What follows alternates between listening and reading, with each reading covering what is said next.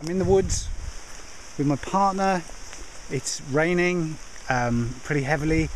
We've probably got about half an hour to maybe an hour to create a piece in response to the weekend, which we're going to share with each other. So my partner is Carl, and he's off somewhere trying to be silent, I think.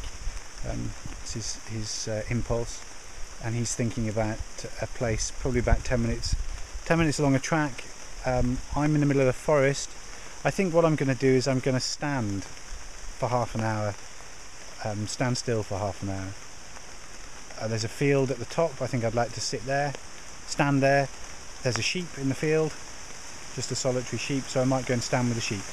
And I think that's going to be what I do. So in the meantime, I'm just hanging out in the woods, trying not to get too wet. This morning we ate. That was brilliant. Eating for the first time in 24 hours almost. Though we did get up at 4 a.m. That was interesting. Felt exhausted trying to march up the hill towards the burial chamber at the top of Pentre Ifan. And then we came back down and we had breakfast, and it was just an amazing sensation. The eating was amazing, and more and more I'm thinking that location is a simple thing, but what we live day to day is not simple. We live the society of the spectacle. We're wired into computers and emails, the internet. We're kind of being called on all the time to respond to messages, respond to phone calls, respond to emails. In this country we've got timetables and deadlines and things we've got to do. We've all got to be doing all the time, and because we're all doing all the time, we just don't have time to stand still. We don't have time to stop. We don't have time to see the world in a slightly different way, and it's in seeing it in a different way that perhaps we locate ourselves.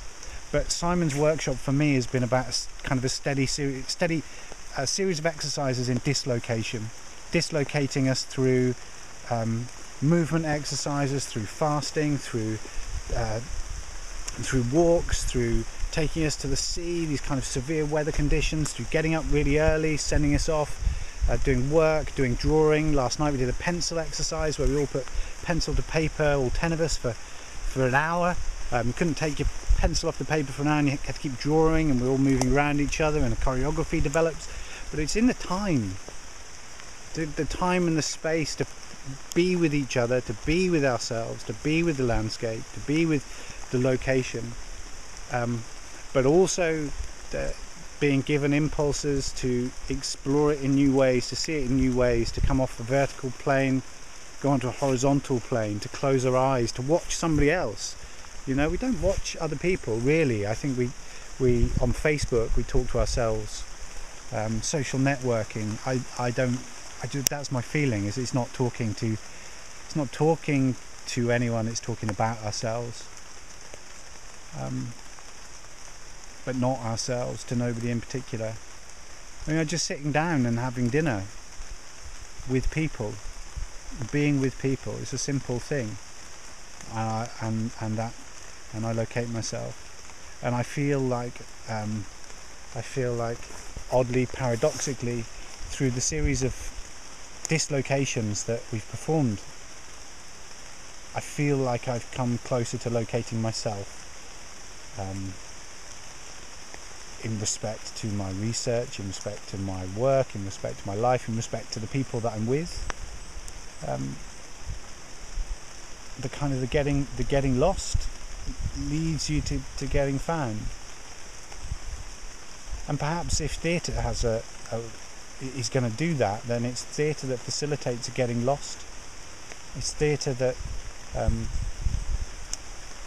facilitates a genuine getting lost, and it's difficult to genuinely get lost in theatre. I mean, theatre's simply through the nature of health and safety. You know, your fire exit is here. High visibility vests. You mustn't cross the street, or you mustn't do this. You mustn't do that. I can't get lost because you actually won't let me. You're kind of authoring my getting lost. And I think perhaps how does theatre do that? How does theatre facilitate a genuine dislocation. And it can, I'm sure it can, but it does. But it's the simple act of allowing the spectator to author their own getting lost. To is it from the Latin, to author also means to augment, which is interesting. So in relation to the artwork, in relation to the performance, they're given the opportunity to augment, to author, to add to bring something to it, and to write it themselves.